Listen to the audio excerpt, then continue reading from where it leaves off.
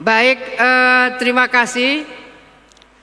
Salah satu yang menjadi problem yang harus kita atasi dari berbagai kemungkinan terjadinya bencana alam, tentu kita tidak ingin ada bencana alam, tapi karhutla ini adalah salah satu PR kita. Pemprov Jawa Timur telah berikhtiar melakukan aeroseeding. Kita melakukan semaian bibit dari udara. Itu artinya bahwa kita harus kerjasama dengan TNI AU, dengan Perhutani, karena harus Waktunya habis. Kami persilakan kepada calon gubernur nomor urut 3 untuk menanggapi, silakan. Baik, jadi perubahan iklim mengakibatkan terjadi beberapa bencana, baik bencana fisik maupun bencana kemarau. Karena itu yang kita lakukan adalah memastikan saat terjadi hidrometeorologi yang cukup besar, maka kita bisa menjamin bahwa kawasan-kawasan tersebut bisa aman dari longsor dan banjir. Yang kedua adalah di mana di kawasan yang rentan tersebut kita bisa mengelola, kita bisa menanam kembali pohon-pohon itu untuk menjaga kelongsoran.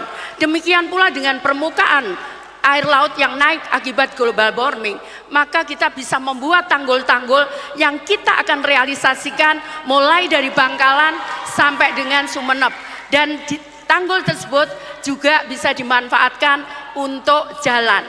Kedepannya apabila jalan itu sudah bisa diakses, maka kita bisa bangun jalan itu untuk infrastruktur yang lebih ramah lingkungan seperti kereta api. Karena apa? Karena dengan angkutan kereta api memang itu lebih mudah dan lebih murah. Namun saat ini belum bisa dilakukan karena kita harus damai dengan masyarakat yang saat ini menggunakan transportasi dengan kendaraan bermotor. Yang berikutnya adalah bagaimana kita bisa menekan kendaraan angkutan untuk bisa lebih ramah lingkungan. Karena itu mari kita semua menggunakan angkutan yang... Waktu habis, berikutnya kami persilakan calon gubernur nomor urut 2 untuk menanggapi. Waktu Anda 1 menit dimulai ketika berbicara. Silakan. Baik, saya tadi menyampaikan kaitan karhutla. Karena itu PR setiap tahun yang dihadapi oleh Indonesia dan termasuk dalamnya adalah oleh Jawa Timur. Nah, pada saat tingkat keterjalan tertentu seperti Arjuno, tingkat keterjalan tertentu seperti Argopuro, tingkat keterjalan tertentu seperti Kelut, maka tidak mungkin kita menanam secara manual. Dan itu menjadi penting bagaimana sesungguhnya kita mencari format, melakukan inovasi untuk bisa memastikan bahwa hutan-hutan yang ada di gunung ini bisa kembali kita semai dan berikutlah mereka bisa menjadi bagian dari penyimpan air. Bagaimana cara melakukan modifikasinya? Maka semua elemen yang terkait dengan aeroseeding itu akan kita libatkan bersama dan kita sudah melakukan itu selama 3 tahun berturut-turut. Harapan kita semua akan menjaga hutan-hutan yang ada di gunung-gunung. Waktunya habis. Selanjutnya kami mohon kepada calon gubernur nomor urut 1 untuk dapat merespon. Waktunya 1 menit dimulai saat berbicara. Sesungguhnya perubahan iklim itu jelas-jelas dilakukan dan diakibatkan oleh kebijakan yang keliru dan sebuah sikap atau akhlak terhadap lingkungan yang tidak tepat.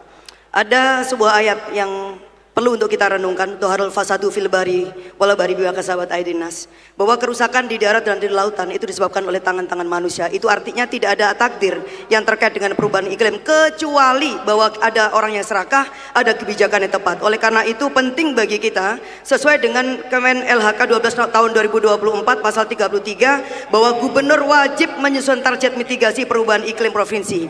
Oleh karena itu Mbak Lulu dan Mas Lukman kalau jadi gubernur ini akan menjadi program prioritas kita, memastikan bahwa perubahan iklim ini harus dimitigasi secara baik sehingga kita bisa menyelamatkan agriculture kita, petani kita, nelayan kita, dan bisa mencegah rob, banjir, longsor dan sebagainya. Baik, masih ada sedikit waktu. Cukup? Baik, waktu habis. Berikutnya hadirin sekalian, kita juga akan sama-sama menyaksikan masing-masing calon wakil gubernur untuk saling bertanya, menanggapi, dan merespon. Tetap bersama kami di debat publik ketiga Pilgub Jatim 2024. Tepuk tangan yang boleh hadirin sekalian.